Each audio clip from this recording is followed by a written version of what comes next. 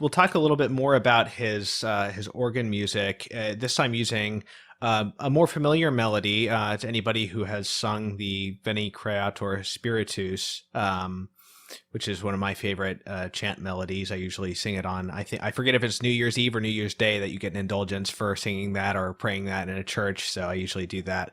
Now we're hearing him do an actual chant melody. And what is there to say about this piece before we hear it? Yeah, Vinnie Krausswork. Yeah, for which there is an indulgence on New Year's Day.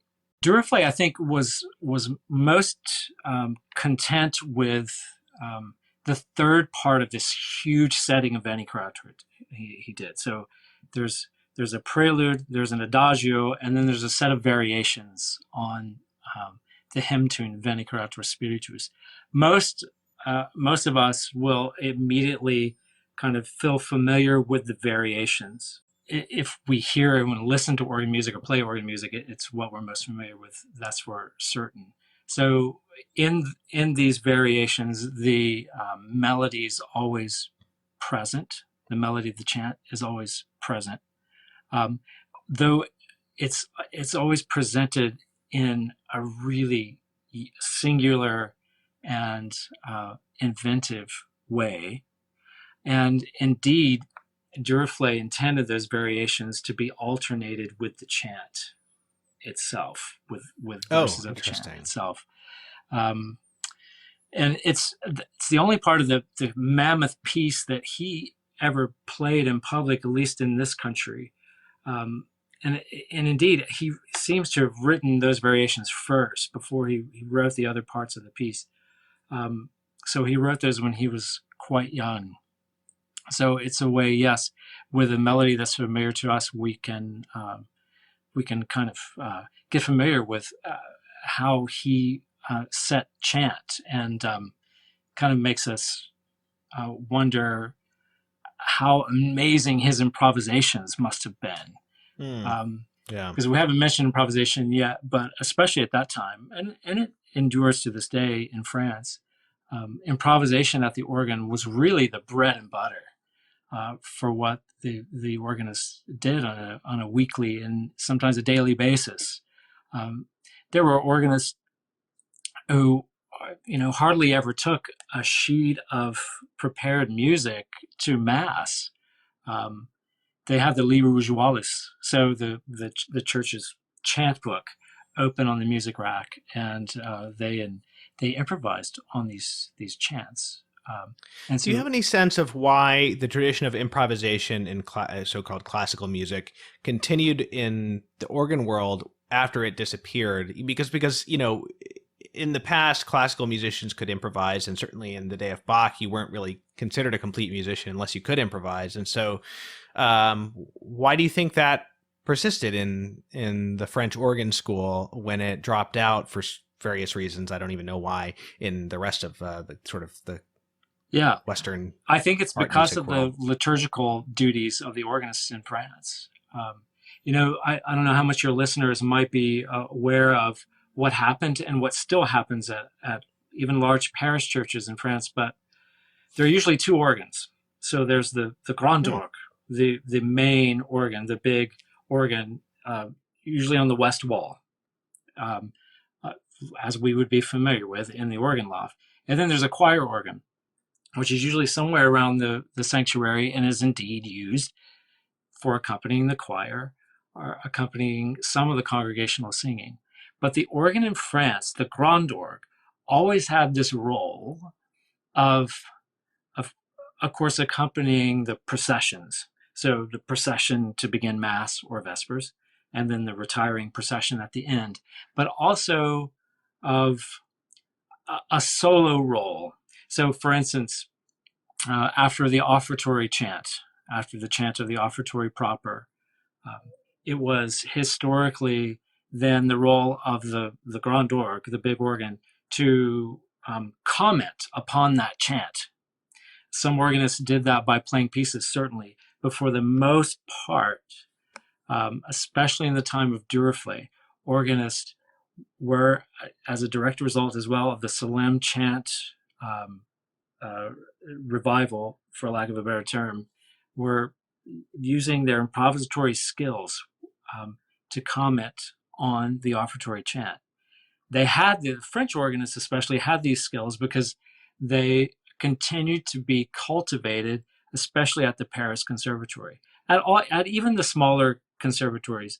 But in those days, in the late 19th century and the early 20th century at the Paris Conservatory, the, the main part of an organist studies involved and centered around improvisation. So, and even to this day, improvisation is cultivated within the conservatory communities in France. So the skill set is there, and then the opportunities were there because of these chants, which were actually being sung in churches. Wow, that's great. So I'm going to play part of this set of uh, variations on Veni Creator Spiritus.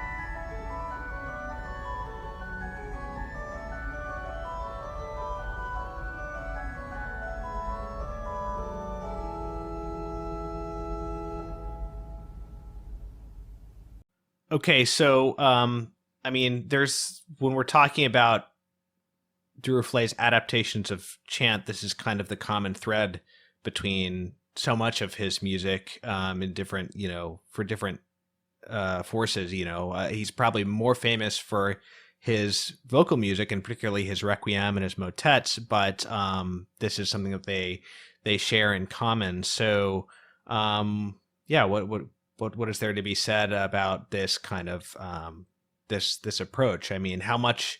I guess one question that comes to mind is how much composition is going on if you're using melodies that already exist. That's a great question. For Duruflé, an improvisation was an unwritten composition. So I mentioned that improvisation was not, to say it was an integral part isn't even strong enough. It formed the nucleus of organ study in France at this time. And when I say organ study, I'm talking about hours spent certainly practicing every day, but then hours in organ class multiple times a week, hearing student improvisations, commenting upon them, then improving them. And, when I say improvisation, there's everything from free improvisation to the famous fugue d'école, the school fugues, which were taught at the Paris Conservatory. So there were formulae that were taught for improvisation, which were really scholastic and really intellectual.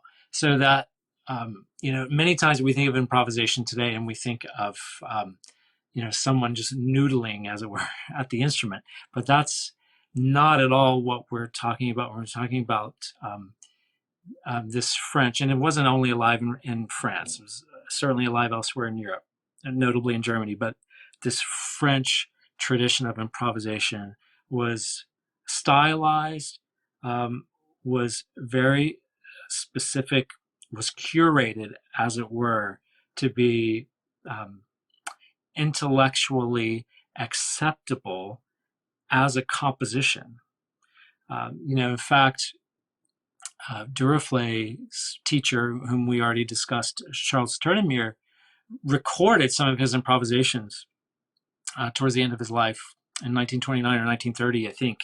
And years later, Duruflé transcribed those improvisations. And the French could feel comfortable doing that. And when I say transcribed, I mean he listened painstakingly back to the records and then wrote them down. The French could feel comfortable doing that because they could improvise so well, so flawlessly. Surely there were times when they might do something on the spur of the moment, which they wouldn't do if they had the time to think about it and put it on paper correctly. But those would be small things. This skill that we're talking about is really profound, and Duruflé practiced it by all accounts, as well as anyone ever did in France.